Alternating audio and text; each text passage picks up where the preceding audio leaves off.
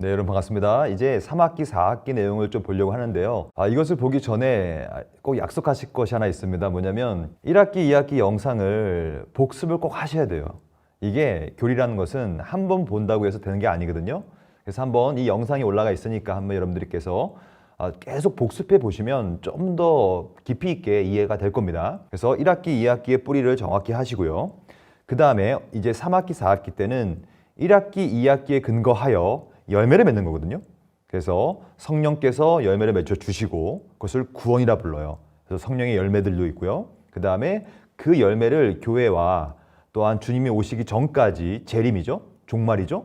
그 전까지 열심히 열매를 맺는 것까지 보고요. 마지막으로 여러분들은 이제 인도자시니까 인도자를 위한 꿀팁, 티칭 꿀팁을 좀 드리겠습니다. 그래서 여러분 한번 유기적인 연결을 꼭 기억하시고 3학기, 4학기도 봤으면 좋겠어요. 일단 3학기 내용은 성령과 구원의 관계성이고요. 그래서 이것을 어떻게 볼 거냐면 7단원인데요. 이 구원이라는 것은 순서가 있습니다.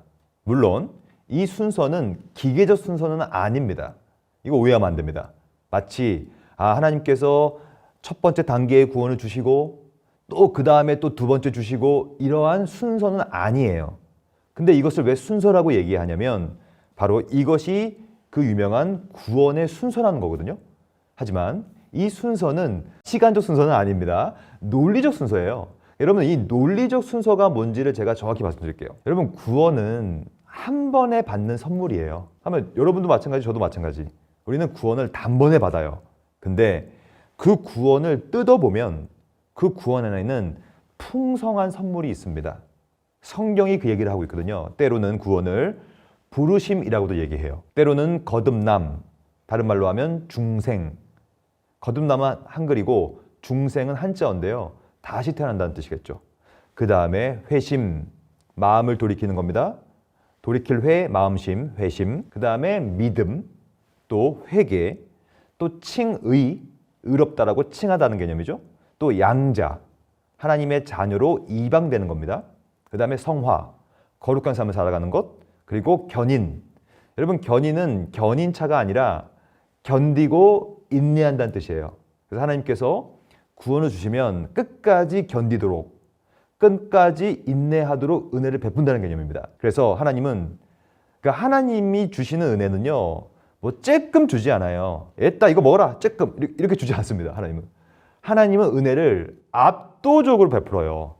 그 압도적인 은혜성을 바로 이 구조로 말하고 있는 거거든요. 이것들을 하나씩 설명드려 볼게요.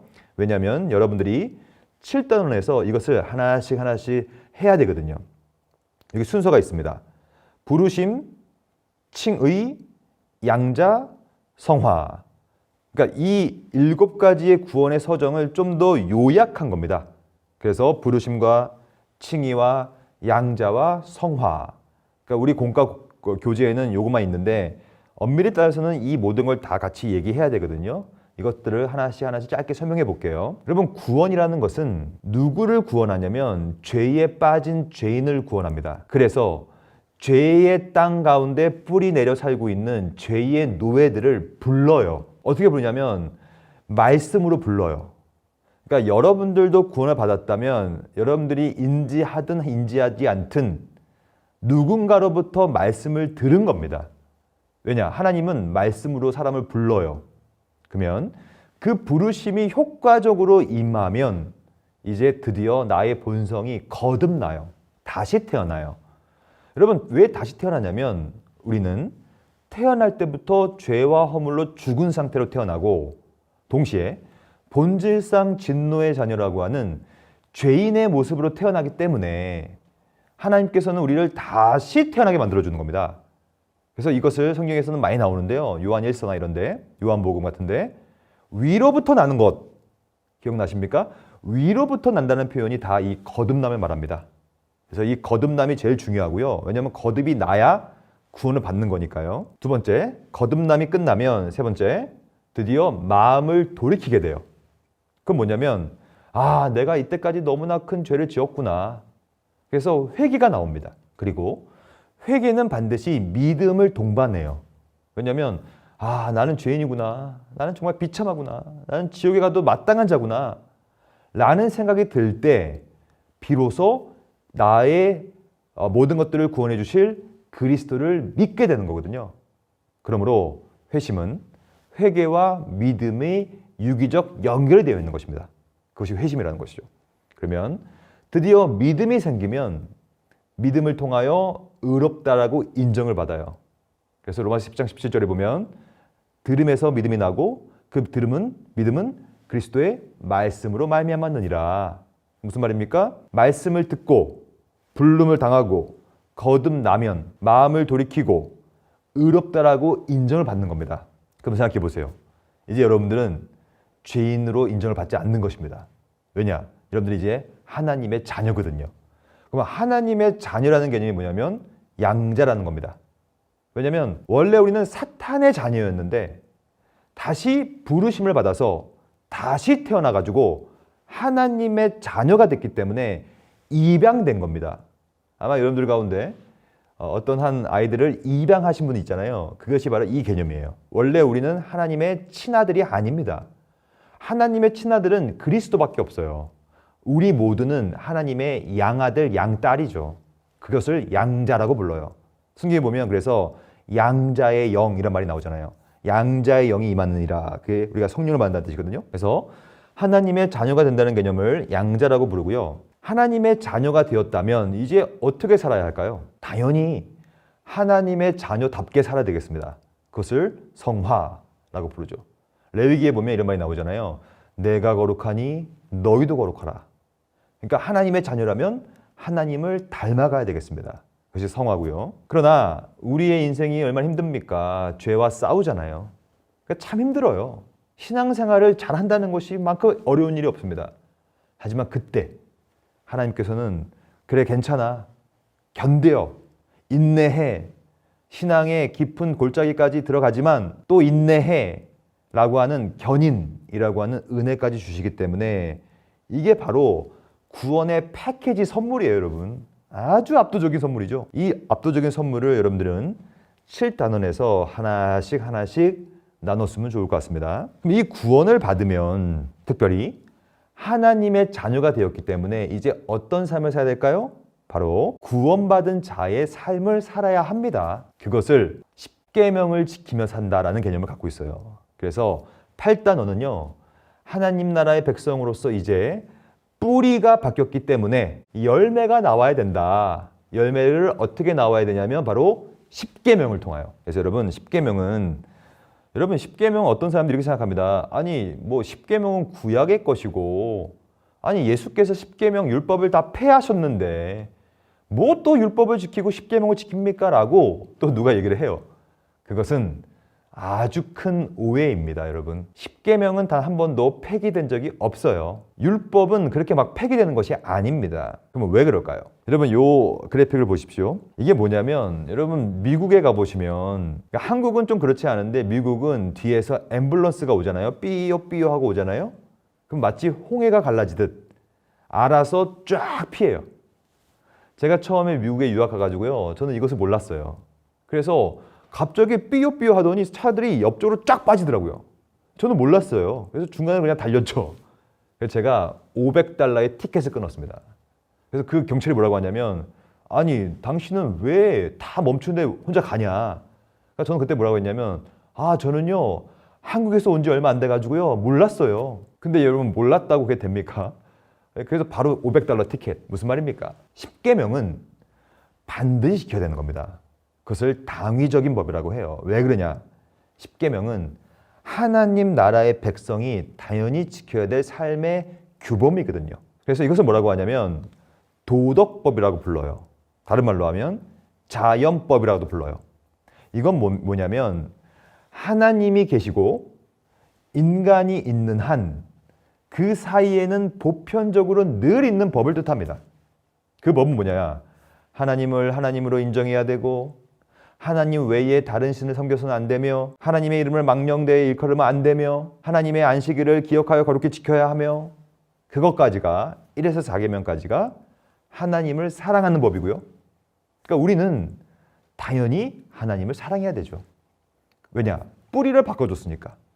그리고 하나님 사랑에 근거하여 이제 이웃도 사랑해야 돼요. 부모를 공경해야 되고, 간음하면 안 되고, 살인하면 안 되고, 도둑질하면 안 되고, 탐심을 품어서 안 되고, 질투해서도 안 되고. 그다음 뭡니까? 5에서 10계명. 그래서 하나님을 사랑하고 이웃을 사랑하라. 이게 10계명의 총 강령입니다. 첫째 계명과 둘째 계명, 율법이죠. 이거는 없어진 적이 없지요. 이것은 언제나 시대를 초월해 보편타당한 법칙을 갖고 있기 때문에 하나님 나라의 백성이라면, 다른 말로 하면 뿌리가 바뀐 거듭난 사람이라면 10계명은 당연히 우리가 맺어야 될 열매입니다. 열매. 이게 당연한 것이죠. 그럼 여러분, 10계명은 너무나 옛날에 쓰여졌기 때문에 이것을 그러면 어떻게 지켜야 되는가, 어떻게 해석해야 되는가에 대한 의견이 분분합니다. 그래서 몇 가지 말씀드리면요. 첫째는 바로 해석 원리 중에 대표적인 원리가 뭐냐면 두 돌판의 원리라는 게 있어요. 이건 뭐냐면 물론 10계명의 1에서 4계명까지가 한 돌판이고 또 5에서 10계명까지가 또 다른 돌판인지는 알 수가 없습니다. 왜냐? 성경이 말하고 있지 않아요. 그래서 어디까지가 첫 번째 돌판인지는 몰라요. 그러나 편의상 이렇게 부르는 겁니다. 그래서 1에서 4계명까지는 하나님과의 관계를 맺는 것이고 5에서 10계명까지는 인간들과 관계를 맺는 것인데 이거는 예수님의 가르침이거든요. 마태복음 22장이죠. 예수께서 이르시되 네 마음을 다하고 목숨을 다하고 뜻을 다하라. 이것은 전인으로 하라는 얘기예요. 지정의의 whole person으로 하라. 어떻게 하라? 주 너의 하나님을 사랑하라. 이것이 1에서 4계명입니다. 첫째 되는 계명이죠. 왜 첫째라고 하는가? 그것이 가장 중요한 뿌리이기 때문에. 저는 지금 이 얘기를 하고 싶었던 거예요. 첫째 계명이 뿌리입니다. 뿌리. 하나님을 인정하는 뿌리. 그게 되면 둘째 계명이 나온다. 그건 뭐냐면 이웃을 사랑하라. 이 두 계명은 율법과 선지자의 강령이니라. 여러분, 제가 정말로 중요하지만 쉬운 질문 하나 드려볼게요. 여러분, 뿌리가 먼저입니까? 열매가 먼저입니까? 너무 어려운 질문인가요? 여러분? 여러분, 뿌리가 먼저예요? 열매가 먼저예요? 당연히 뿌리가 먼저죠. 열매는 죽었다 깨어나도 뿌리를 만들 수가 없잖아요. 하지만 뿌리는 열매를 만들죠. 마찬가지입니다. 여러분, 우리가 이렇게 생각하시면 돼요. 아무리 사람을 사랑해도 하나님을 사랑하게끔 만들 수가 없는 겁니다. 그렇잖아요. 그러니까 아무리 착한 사람도, 그래서 아무리 남을 사랑하고 남에게 잘 해줘도 그것이 하나님을 사랑하게끔 만들 수도 없는 거예요. 오히려 반대는 가능합니다. 반대가 뭐냐? 하나님을 깊이 사랑하는 사람이 있다고 생각해 보세요. 그러니까 하나님의 이름을 망령되이 걸지 않고 우상을 섬기지 않고 하나님만을 신으로 섬기는 사람, 정말로 신앙이 깊은 사람, 그 하나님을 사랑하는 사람이 살인하겠습니까, 여러분? 그 하나님을 사랑하는 사람이 간음하고 도둑질하고 탐심을 품고 그러지는 않을 거란 말이죠. 무슨 말입니까? 첫째 계명이 둘째 계명을 이끈다는 개념이에요.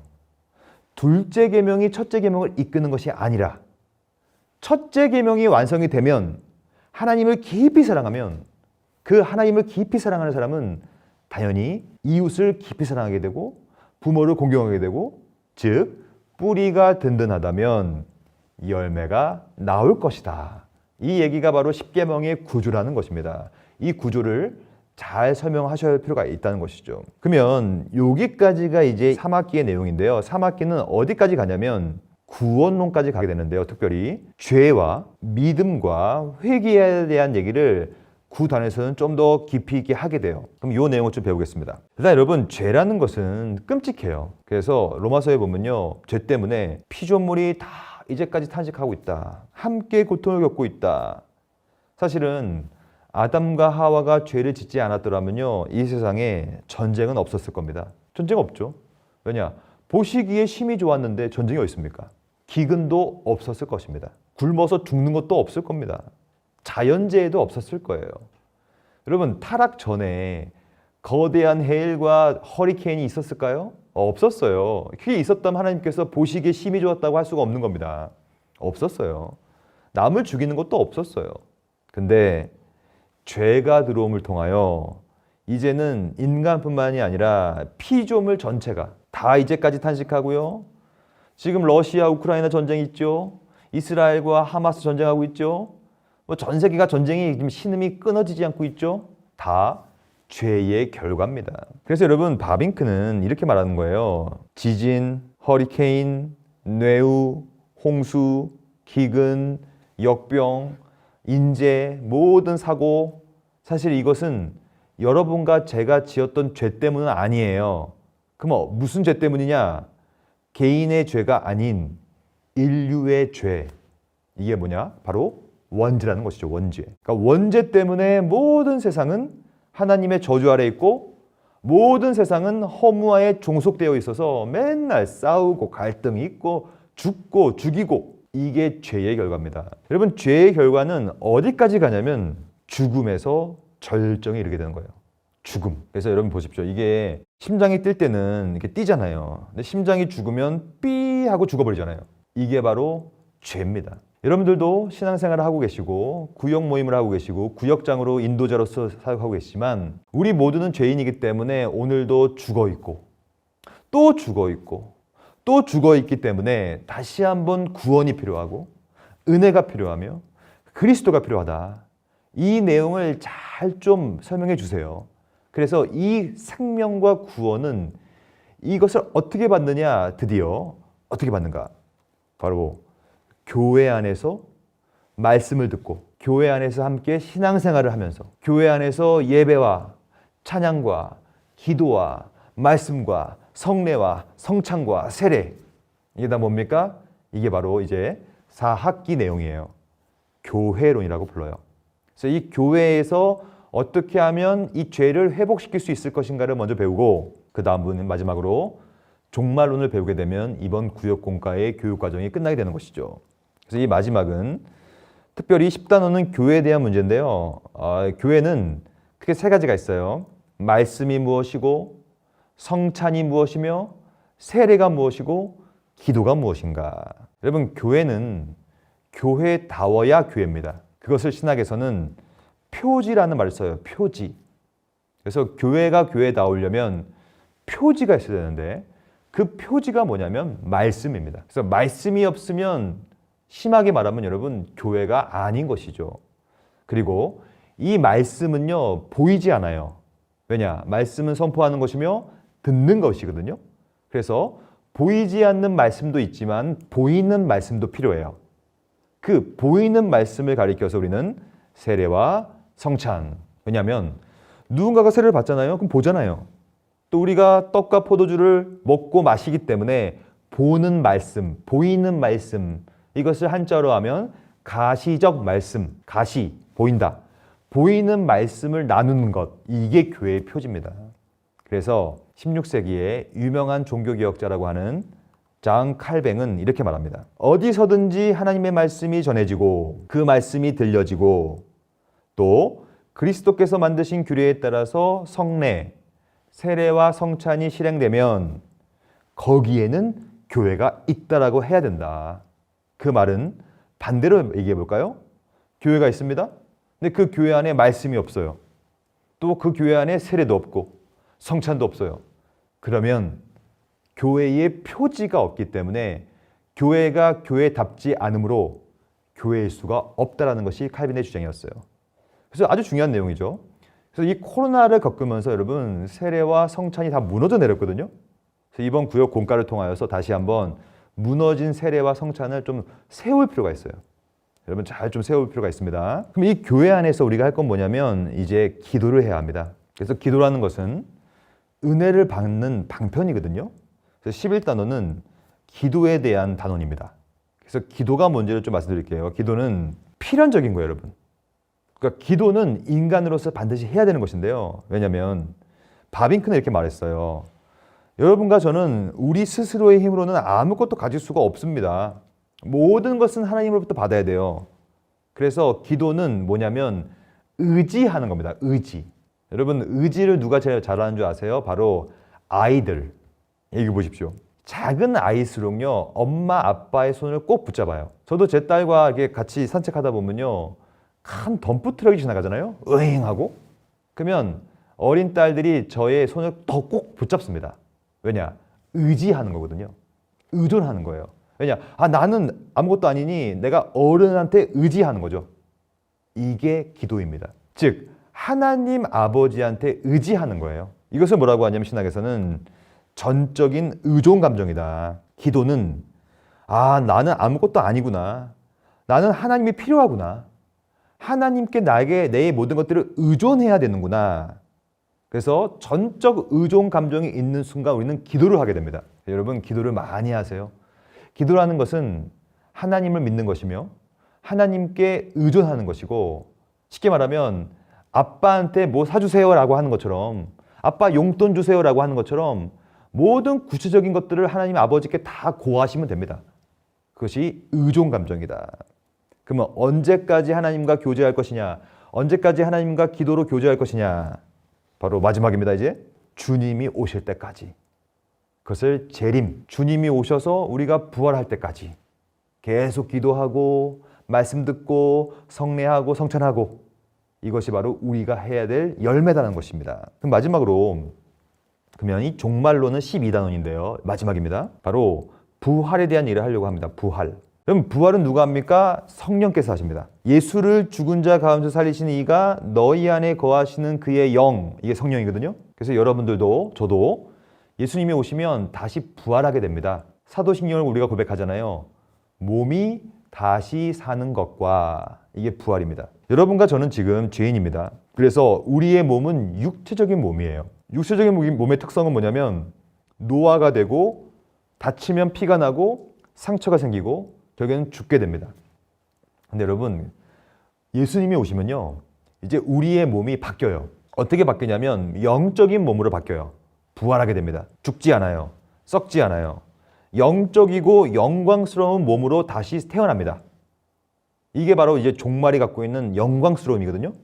그래서 고린도전서에 보면요 이런 얘기가 너무나 많이 나옵니다. 죽은 자의 부활도 그와 같으니 썩을 것으로 심고 썩지 아니할 것으로 다시 살아난다. 이게 부활입니다. 예수님께서 부활하셨기 때문에 우리도 이제 부활을 하게 되는 거거든요. 예수 안에 있을 때. 빌립보서에 보면요 이런 말이 나와요. 그는 예수입니다. 만물을 자기에게 복종하실 수 있는 자의 역사로 우리의 낮은 몸을 자기 영광의 몸의 형체와 같이 우리도 변하게 된다. 그래서 여러분 여러분들이 갖고 있는 이 모든 몸과 영혼 현재 우리의 상태는요 앞으로 온전하게 회복되게 된다는 거예요. 그래서 주님의 오심을 기다리고 마라나타 주여 어서 오시옵소서 라고 기다리는 이유는 바로 부활이 있기 때문에.